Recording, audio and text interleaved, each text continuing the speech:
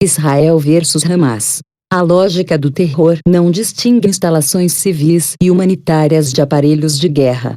4 horas foi o tempo que durou o cessar-fogo de 3 dias entre as forças de Israel e as do Hamas, anunciado ontem por Ban Ki-moon, o secretário-geral da ONU, e John Kerry, o secretário de Estado dos Estados Unidos. Quem violou o acordo? O Hamas. Um destacamento de soldados israelenses foi atacado quando destruiu um dos túneis construídos pelo grupo terrorista, atividade permitida nos termos estabelecidos pelo cessar-fogo. Um homem-bomba chegou a ser usado no ataque. Um soldado israelense de 23 anos, Hadar Goldin, foi sequestrado. Na retomada da reação aos ataques do Hamas, Israel bombardeou a cidade de Rafah, e pelo menos 35 pessoas morreram. Como sempre, os extremistas palestinos dizem que eram todos civis. Eis aí a lógica e a moral do terror. Desde o começo da Operação Margem Protetora, o Hamas vem se negando sistematicamente a concordar com uma trégua. Violou mesmo uma humanitária, creiam, para a retirada de feridos. Na minha coluna de hoje, na Folha, aponto a delinquência intelectual e moral dos que ignoram o conteúdo do Estatuto do Hamas e tratam um grupo terrorista como se fosse mera organização de resistência. Lá está escrito, entre outras barbaridades: a hora do julgamento não chegará até que os muçulmanos combatam os judeus e terminem por matá-los. E mesmo que os judeus se abriguem por detrás de árvores e pedras, cada árvore e cada pedra gritará: ó muçulmanos, ó servos de Alá, há um judeu por detrás de mim, venham e matem-o. Torno público o conteúdo de um e-mail, de autoria de um médico que trabalha em Israel, que chegou a este jornalista. Prestem atenção. Não creio que os jornais brasileiros descrevam com detalhes o que se passa em Gaza. Das muitas histórias, quero descrever com pormenores um episódio instrutivo. Terminou muito mal, mas podia ter terminado muito pior.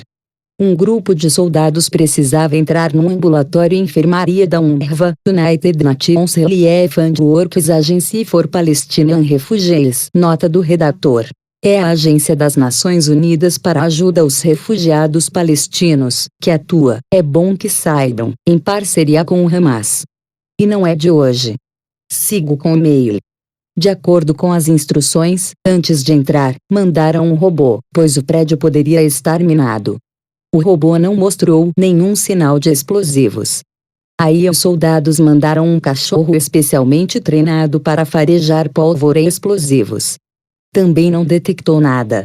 Aí os soldados entraram, e o prédio explodiu.